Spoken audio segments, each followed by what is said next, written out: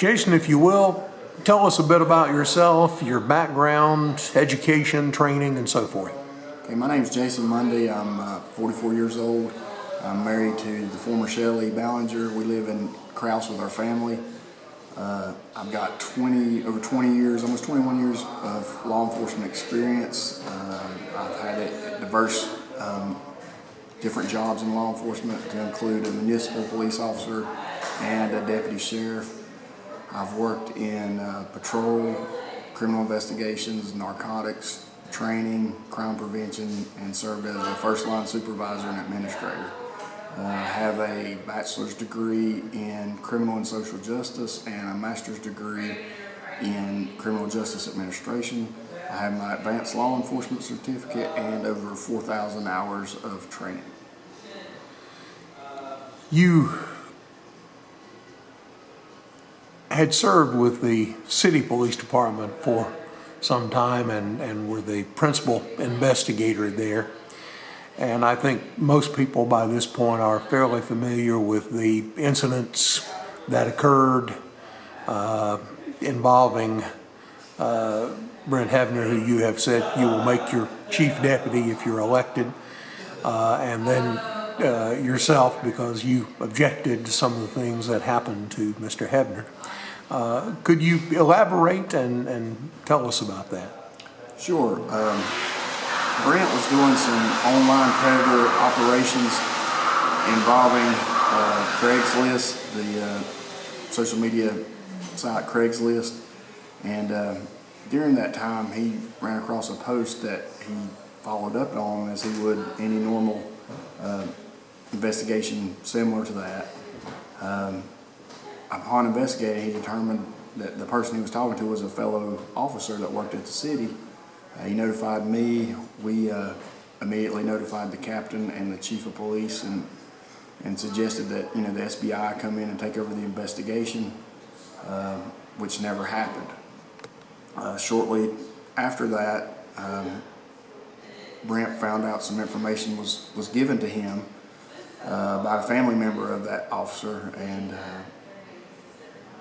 Brent went to DSS with that information as he was required by law to do and required by policy to do, at which time he was terminated for that. And I was subsequently terminated for talking about why he was terminated. We did the right thing. We did what we were supposed to do by law, by policy, and by common sense. And we'd do it again. We have no trouble sleeping at night. Again, if we're willing to take on the agency that paid our salary, when they do something wrong, then we'll take on anybody when they do something wrong. Of course, what Brent was involved in, a lot of it was potential online predators. May we assume that if you're elected sheriff that he will continue some of that kind of work with the sheriff's office? Absolutely. One of our goals, if elected, is to have Brent teach other officers at the agency how to do that and get a unit set up to be proactive in this operation. If this operation prevents one child from being victimized, then it's a worthwhile endeavor.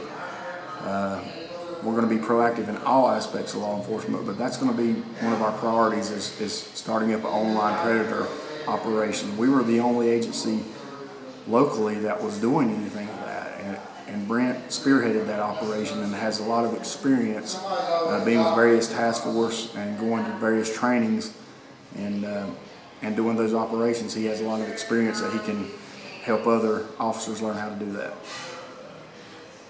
If you're elected sheriff, what kinds of changes, if any, would you make at the sheriff's office? I'll do some changes. The personnel will primarily stay the same. There'll be a few personnel changes, but not many. I want the agency to be more proactive, not reactive. I want to be proactive in patrol, proactive in criminal investigations by doing things such as the online predator stings, proactive in narcotics. I'd like to set up a street crimes unit or a fifth shift or a community resource unit type thing, to work drug interdiction I want them to be proactive in crime prevention. I want them to be problem solvers, proactive problem solvers. And by being proactive problem solvers, you're also being problem preventers. I want us to be looking forward to the future and have strategic plans dealing with the opioid crisis now and in the future, the drug epidemic, crowdedness in the jail. Also planning on looking at employee retention and career development through training and education programs. One of the things that's been a big issue nationally, of course, after the incident in Florida and other school incidents, has been school security. Any comments on that? Yeah, I was talking about that we needed SROs at the middle school level prior to the Florida massacre. I did a Facebook Live posting on that, I think a week before that, calling, most jurisdictions in the state have SROs at the middle school level. Why does Lincoln County not have that? Our children deserve to have that protection.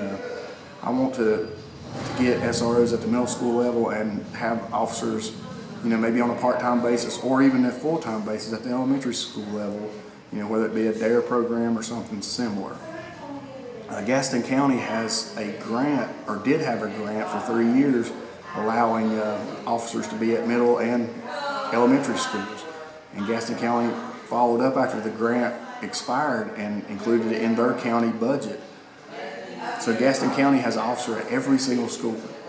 I think Lincoln County deserves the same, the children deserve the same opportunity to be protected as children in other jurisdictions. So that's a primary goal of mine as well.